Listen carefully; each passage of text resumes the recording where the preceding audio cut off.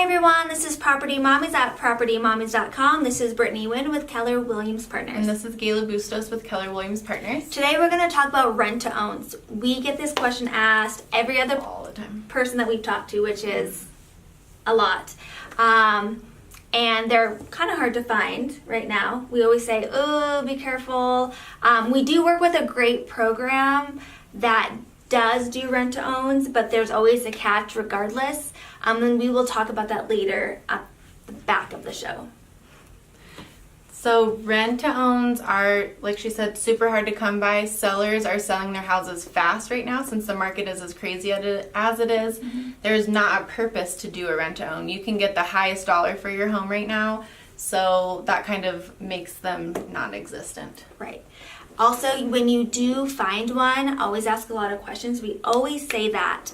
You need to look into the terms and conditions of what the seller is going to want. How much down payment do I have to put down? What is going to be the rent that it's going to pay every month?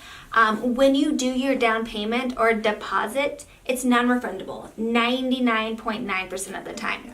So you have to remember that. You're not going to get that $5,000, $6,000, $10,000, $15,000 back ever, regardless if you buy the house or not. Also, the rent that you are paying every month, which will be a lot more than what a regular rent will be, it's not going into the loan. No. So you're putting money, again, in the landlord's pocket and not into what the purchase price would be. And you guys would negotiate what the purchase price will be at the end. It's not always pretty. No. And if you have that amount of money to put down on a home and pay each month for rent, you might as well just buy a house. Right. We can get you into a house with little to no money down. Right. So definitely look at that option. You also have to remember, if something breaks in the house, a water heater, the furnace, you will be financially responsible to fix that. And if you don't buy the house, you don't get to go take the furnace out. So think about that when you are looking into a rent-to-own. It's not always the best option. Sometimes it might be your only option, but it's not the best. Mm-mm. Their interest rate also might be a little bit higher, so that makes your payments a little bit higher. Right. And you're also not going to be able to tear down walls or do any extensive work to the home. You want to maybe ask the seller if that can happen. It probably is not going to. You might be able to paint and do things like that, but it still is not going to be yours right away. Right. And most of them have the bridge restriction still. It's just everything like you're renting a house that's not yours. Right. So if you have a little bit of money or even none, call us and we can kind of direct you to where you need to go. Yeah. So the program that we were talking about earlier is a company that we work with. We've worked with them before. They offer you a lease with the right to purchase. You have the right to purchase the home within 1 to 5 years of being in the home. If you decide you don't want it anymore, you get to move out and it's smooth sailing.